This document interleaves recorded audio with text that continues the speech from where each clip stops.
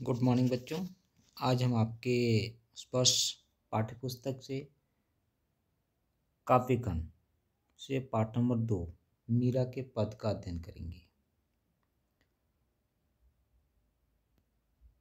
मीराबाई जन्म 1503 ईस्वी में चौकड़ी जोधपुर।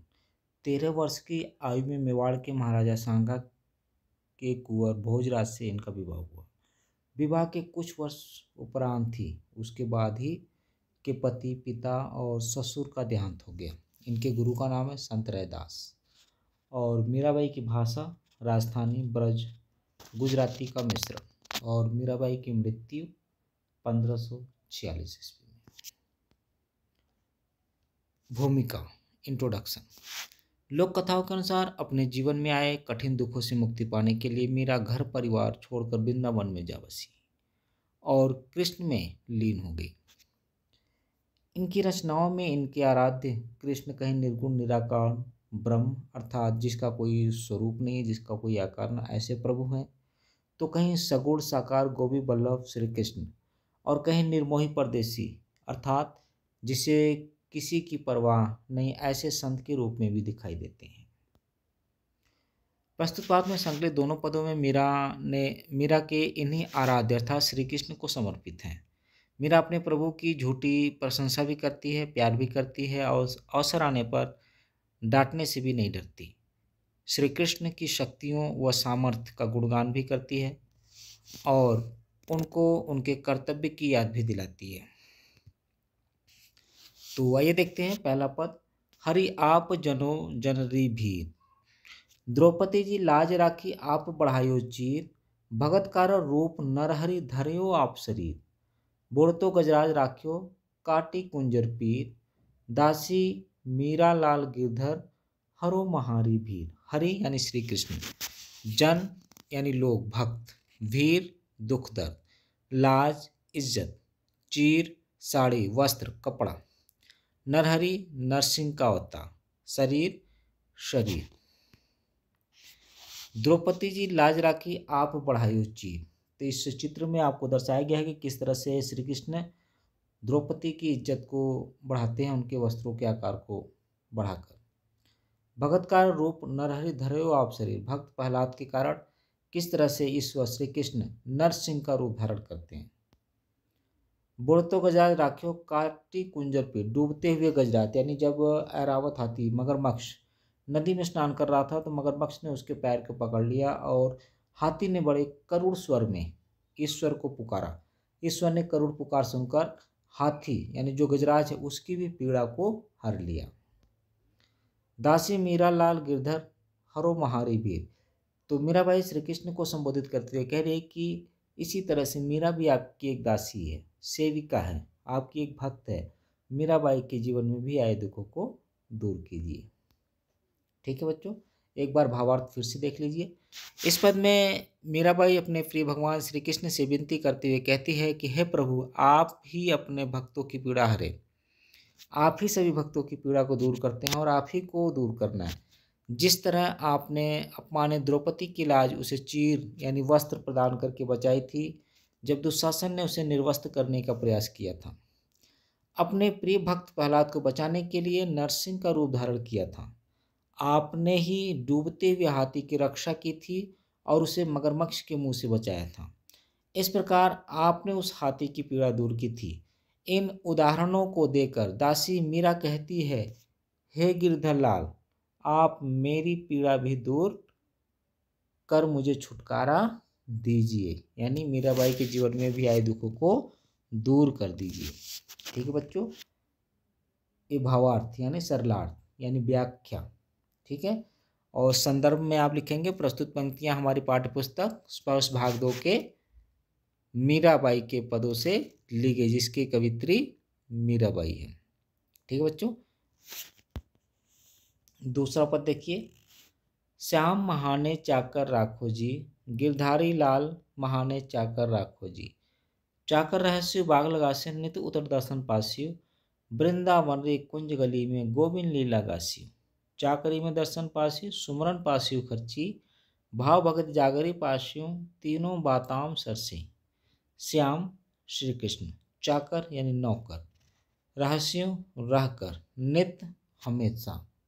दर्शन यानी दर्शन। जागीरी यानी संपत्ति साम्राज्य जागीर। कुंज यानी सकरी। साम महाने चाकर राखो जी। मीरा बाई दूसरे पद में यानी इन पदों में भगवान श्री कृष्ण से प्रार्थना करते हुए कहती है कि हे श्याम, हे कृष्ण, आप मुझे अपनी दासी बना लीजिए। आपकी दासी बनकर मैं आपके लिए बाग बगीचे लगाऊंगी, जिसमें आप विहार कर सकेंगे, सुबह सुबह घूम सकेंगे, विचरण कर सकेंगे। इसी बहाने मैं रोज आपके दर्शन कर सकूंगी। मैं वृंदावन के कुंजों और गलियों में कृष्ण की लीला के गान करूंगी।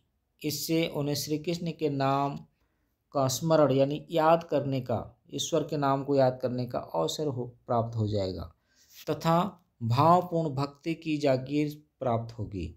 इस प्रकार दर्शन, स्मरण और भाव भक्ति नामक तीनों बातें मेरे जीवन में रच बस जाएगी। अर्थात मीराबाई श्री कृष्ण के यहाँ नौकरी करते हुए उनको तीन बातों का लाभ होगा।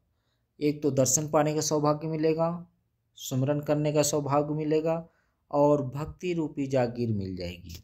इस तरह से मीराबाई श्री कृष्ण से प्रार्थना करती है कि आप मुझे अपने नौकर के रूप में रख लीजिए। मोर मुकुट पीताम्बर सोहे गल बैजंती माला, वृंदावन में धेनु चरावे मोहन मुरली वाला। ऊंचा ऊंचा महल बढ़ाओ बिच बिच राखू बारी, सावरियारा दर्शन पासु पहन कुसुम्बो सारी। आती रात प्रभु दर्शन दीजियो, जमुना जी रे तीरा, मेरा रा प्रभु गिरधर नागर, हिवड़ो घड़ो अधीरा। पीताम्बर पीले वस्त्र, धेनु गाय, बारी बगीचा, पहर यानी पहनकर, तीरा यानी किनारा जो नदी तालाब का किनारा होता, अधीरा मतलब व्याकुल, हिवड़ो हृदय, घड़ो यानी बहुत ज्यादा। मीरा श्री कृष्ण के रूप सौंदर्य का वर्णन करते हुए कहती है कि हे मेरे प्रभु श्री कृष्ण, शीश पर मोर पंखों का बना हुआ मुकुट सुशोभित है। आपके सिर पर मोर पंखों से बना मुकुट सुशोभित है, तन पर पीले वस्त्र सुशोभित हैं, गले में वन फूलों की माला शोभायमान है। हे वृंदावन में गाय चरा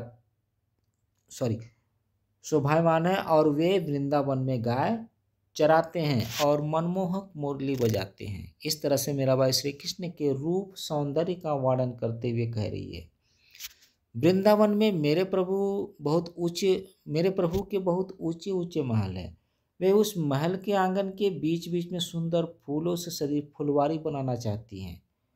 वे कुसुम्बी साड़ी पहनकर अपने सांवले प्रभु के दर्शन पाना चाहती है।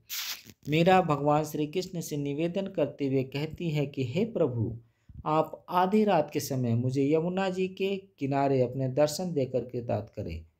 हे गिरधर नागर, हे कृष्ण, मेरा मन आपसे मिलने के लिए बहुत व्याकुल है, इसलिए दर्शन देने अवश्य आइएगा। इस तरह से मीराबाई का हृदय श्री कृष्ण के दर्शन पाने को हमेशा व्याकुल रहता है, अधीर रहता है। दोनों पदों का सारांश देखिए बच्चों। इन पदों में मीराबाई ने श्री कृष्ण का भक्तों के प्रति प्रेम और अपना श्री कृष्ण के प्रति भक्ति भाव का वर्णन करती हैं। पहले पद में मीरा श्री कृष्ण से कहती है कि जिस प्रकार आपने द्रौपदी, प्रहलाद और ऐरावत के दुखों को दूर किया, उसी तरह मेरे भी सारे दुखों को नाश कर दो।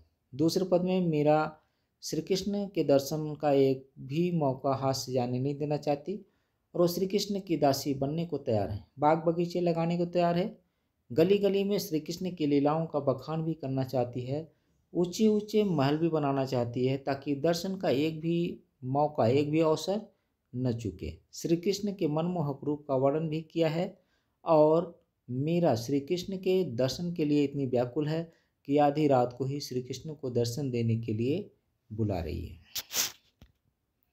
ठीक है बच्चों, और इसके आगे प्रश्न है, तो इन प्रश्नों के उत्तर भी आप अपने उत्तर पुस्तिका में लिखेंगे। प्रश्न नंबर 1 का उत्तर है और 2, प्रश्न नंबर 3, 4, 5 और काव्य सौंदर्य स्पष्ट कीजिए।